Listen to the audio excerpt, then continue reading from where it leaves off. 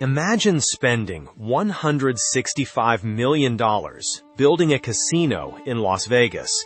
You hire architects, you fly in materials, you design every detail to feel different, to feel premium, to feel like something this city has never seen before.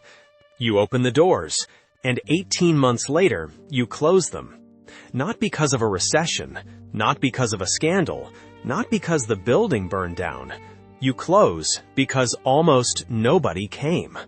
The Lucky Dragon Hotel and Casino was supposed to be a bold new chapter in Las Vegas history, a property built specifically for Asian and Asian American guests, designed around culture, cuisine, and a different kind of hospitality. The concept felt fresh, the timing seemed right, the investment was serious. But something went wrong almost immediately. And the harder you look at what happened, the more you realize the failure was not bad luck. It was not poor construction. It was not even bad management in the traditional sense. It was something deeper, something built into the plan from the very beginning. So what exactly went wrong at Lucky Dragon? And why did $165 million disappear so fast? Lucky Dragon opened in December 2016, located on Sahara Avenue, just off the northern end of the Las Vegas Strip. Not quite on the Strip itself, not quite off it either. That in-between position felt intentional at the time. A quieter location, a more intimate scale. Something different from the massive resort corridors dominating the rest of the city. By Las Vegas standards, the property was modest, around 200 rooms, a casino floor of roughly 60,000 square feet, several restaurants built around authentic Asian cuisine, a tea lounge, a design aesthetic rooted in Chinese cultural elements, from the architecture to the decor to the language signage placed throughout the building. The vision behind Lucky Dragon was specific, deliberate. The developers, led by Andrew Fonfa, believed there was an underserved market in Las Vegas. The Asian and Asian American population in Nevada had been growing steadily. High-value visitors from mainland China, Hong Kong, and other parts of Asia were already traveling to the city in significant numbers. The argument was straightforward. Why were there no properties designed specifically for them? On paper, it made sense. The demographic data supported the demand. Las Vegas had long recognized the importance of Asian high rollers, but most casinos treated cultural accommodation as an add-on, a translated menu here, a private room there. Lucky Dragon wanted to make the culture the entire experience. The project attracted investors. It secured financing. It moved through construction and opened with genuine anticipation. But from the very first weeks of operation, the numbers told a different story than the vision. The property was newer than its neighbors. The design was cleaner. The concept was genuinely unique. And yet, the casino floor was quieter than anyone expected. The restaurants were not filling up. The hotel rooms were sitting empty more nights than they should have been. The question was never whether the idea was interesting. The question was whether interesting was enough. The numbers at Lucky Dragon were difficult to look at, even in the early months. The property opened in December 2016, which should have given it a reasonable runway. The holiday season in Las Vegas is historically one of the stronger periods for visitation. New Year's Eve alone draws hundreds of thousands of visitors to the city every year. For a freshly opened casino with a distinctive concept, that window should have provided at least some momentum. It did not. Within the first few months, casino revenue was coming in far below projections. The gaming floor, the financial engine the entire property depended on, was generating numbers that could not cover the cost of running the building. Slot machines sat idle. Table games ran with minimal action. The volume simply was not there. By early 2017, the pressure was already visible. The property began missing payments. Suppliers were not being paid on time. Vendors who had provided food, beverages, and services started filing liens against the property. A lien is a legal claim. It says, essentially, you owe me money, and I am attaching that claim to your asset. When liens start stacking up on a property only a few months old, it is one of the clearest signals that the cash flow situation is serious. The debt structure behind Lucky Dragon was already stretched before the doors ever opened. Construction financing had been assembled from multiple sources. The terms were not forgiving. When revenue failed to match projections, there was almost no buffer. Every week of underperformance pushed the property further into a hole it had very little room to climb out of. Occupancy rates added more pressure. A hotel room that sits empty is not a neutral event. It is an active loss. You are still paying to staff the floor, still heating or cooling the room, still maintaining the building. You are paying all of that while collecting nothing. Lucky Dragon's occupancy numbers were consistently below what the financial model required to stay viable. By the middle of 2017, the casino had already moved into bankruptcy protection. The Chapter 11 filing came roughly 7 months after opening. Chapter 11 allows a business to keep operating while it restructures its debts and tries to find a path forward. It is not an immediate shutdown. It is a legal acknowledgement that the current structure is not working. The restructuring did not find a solution. In January 2018, Lucky Dragon shut down its casino operations entirely.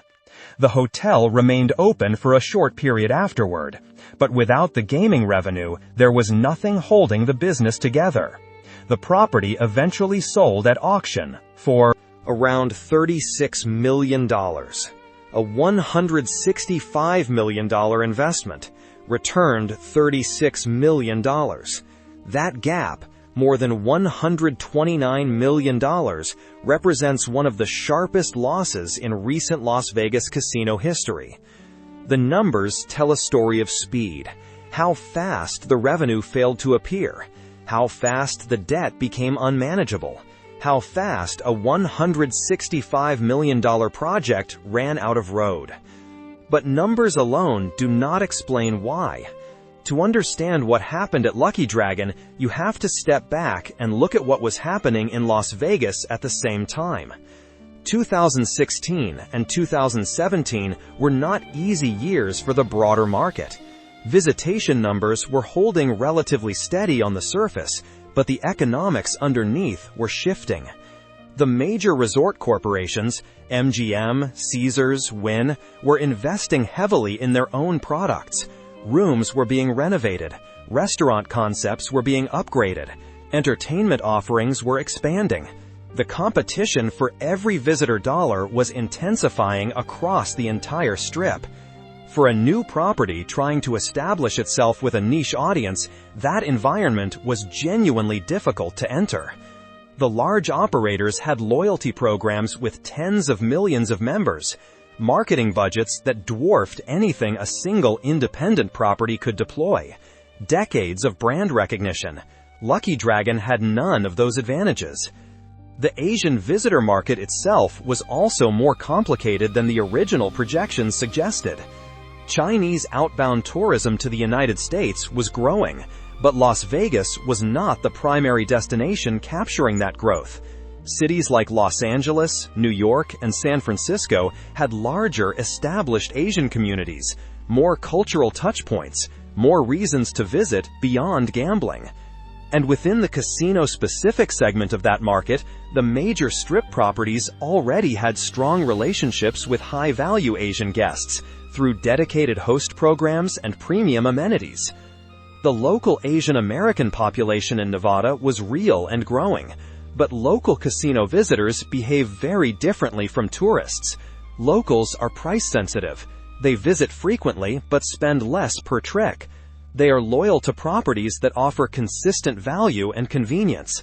Lucky Dragon's location on Sahara Avenue was reasonably accessible for locals, but it was not positioned in a neighborhood with high Asian American residential density. The drive patterns of the local market did not naturally funnel toward the property. There was also a broader trend accelerating during this period that hurt every mid-tier and independent Las Vegas property.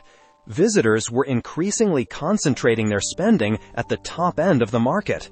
The mega resorts were capturing more of the total gaming revenue. Smaller properties found it harder to compete. The middle ground in Las Vegas was shrinking. Properties that were not truly premium and not truly value-priced were getting squeezed from both directions. Lucky Dragon was caught in that squeeze without the financial reserves to withstand it. The market was not waiting for Lucky Dragon to find its footing. It was moving in directions that made the property's core assumptions harder to sustain with every passing month. Markets are always difficult. Properties survive difficult markets when their strategy is strong enough to compensate. Lucky Dragon's strategy had problems that the market did not create, but absolutely made worse. The first and most fundamental issue was the assumption that cultural identity alone could drive sufficient traffic to sustain a full casino operation. The concept was genuinely differentiated. In a city where most properties follow similar playbooks, that differentiation had real value. But differentiation is not the same as demand. You can build something unique and still not build something that enough people will visit consistently. The target audience was real. The desire for culturally resonant hospitality was real. But the question of whether that desire was strong enough and geographically concentrated enough to fill a casino floor night after night was never convincingly answered before construction began. The location decision compounded everything. Sahara Avenue sits at the northern end of the Strip corridor, but it exists in a kind of dead zone in terms of foot traffic. Visitors to Las Vegas tend to cluster around the central and southern Strip. They walk between properties. They follow the energy and density of the crowd. The northern end has always struggled to capture that organic movement. Properties like the Stratosphere, now rebranded as the Strat, have spent decades trying to solve the problem of being physically close to the Strip but psychologically distant from where visitors actually spend their time. Lucky Dragon was not on the Strip at all. It was adjacent to it. That distinction matters enormously in Las Vegas. The difference between being on the corridor and being one block off it can translate directly into thousands of fewer visitors per week. For a property depending on a niche audience, one that needed to be specifically motivated to choose Lucky Dragon over dozens of Strip alternatives, the location created a friction that marketing alone could not overcome. You were asking visitors already inside Las Vegas, surrounded by massive, well-resourced casinos with every possible amenity, to deliberately leave that corridor and drive or walk to a smaller property they were less familiar with. That is a hard ask under any circumstances. The food and beverage strategy also carried risk that may not have been fully stress-tested. The restaurants were designed to be authentic and premium. That positioning required customers who were both culturally interested and willing to spend at a higher price point. But the visitors most drawn to that authenticity were not necessarily the same visitors who would also spend heavily on the casino floor. The two revenue streams, dining and gaming, did not reinforce each other as cleanly as the model may have assumed. And underneath all of it was a capitalization problem. $165 million sounds like a significant investment. It was. But Las Vegas is an extraordinarily expensive market to operate in. Labor costs, regulatory costs, marketing costs, the sheer overhead of running a hotel and casino simultaneously. All of it adds up faster than most projections anticipate. Lucky Dragon opened without the financial cushion to survive an extended period of underperformance. There was no room for the property to learn, adjust, and grow into its audience. When the revenue did not arrive immediately, there was nothing to fall back on. That is not bad luck. That is a structural problem, built into the plan before a single guest ever walked through the door. When a casino starts to fail, the building itself begins to tell the story before any official announcement is made. Staff notice it first. Dealers standing at empty tables for long stretches. Cocktail servers walking a floor where there are not enough players to keep them busy. Front desk staff checking in a fraction of the guests the hotel was designed to accommodate. These are not abstract financial signals. They are visible, daily realities that everyone inside the property experiences in real time. At Lucky Dragon, those signals appeared early, and they did not go away. Within the first few months, employees began to sense that something was wrong with the underlying numbers. Shifts that should have been busy were quiet. Sections of the casino floor that should have been generating consistent action were sitting idle. The energy a successful casino floor produces, the noise, the movement, the density of people, was not building the way it should have. By the time the bankruptcy filing came in mid-2017, the internal pressure had already translated into staffing consequences. Employees were let go, positions were eliminated. The workforce that had been hired to run a full-scale operation was being reduced as the revenue failed to materialize. For the staff who remained, the uncertainty of working inside a property under bankruptcy protection created its own kind of pressure. When you do not know whether your employer will be open next month, it affects everything, from morale to the quality of the guest experience you are able to deliver. Leadership changes followed. The executive team that had guided the property through development and opening found itself navigating a situation that had moved far beyond the original business plan. Decisions that had seemed reasonable during the planning phase, the location, the target demographic, the cultural positioning, were now being scrutinized under the harsh light of actual performance data. Cost-cutting became the operational reality. Amenities were scaled back. Services were reduced. The property that had opened with a vision of premium cultural hospitality was being stripped down to its most basic functions, trying to reduce the bleeding long enough to find a buyer or a restructuring partner. The casino floor, which had already been quiet, became quieter. When word spreads in Las Vegas that a property is struggling, it accelerates the decline. Visitors who might have been curious about Lucky Dragon started choosing other options. The perception of instability becomes self-reinforcing. Fewer guests mean less revenue. Less revenue means more cuts. More cuts mean a worse experience. A worse experience means even fewer guests. By the time casino operations shut down in January 2018, the internal collapse had been visible for months to anyone paying attention. The building did not fail suddenly, it failed slowly, and then all at once. When it became clear that Lucky Dragon was not performing, the people running the property did not simply wait for the end. They tried things, they made adjustments. They looked for ways to change the trajectory before it became irreversible. The first response was the most predictable one: pricing. Reduced room rates, promotional offers, discounted dining packages. Lucky Dragon began pushing deals to attract guests who might not have considered the property at full price. The logic is straightforward. If you can get people through the door, you have a chance to convert them into gaming customers and repeat visitors. The problem is that discounting in Las Vegas is an extremely crowded strategy. Every property in the city runs promotions. The major resort operators have entire departments dedicated to yield management and promotional pricing. When Lucky Dragon entered that competition with limited marketing reach and a smaller loyalty base, the discounts had to be steep enough to move the needle. and steep discounts further compressed margins that were already dangerously thin. There was also an effort to broaden the target audience beyond the original Asian and Asian American demographic.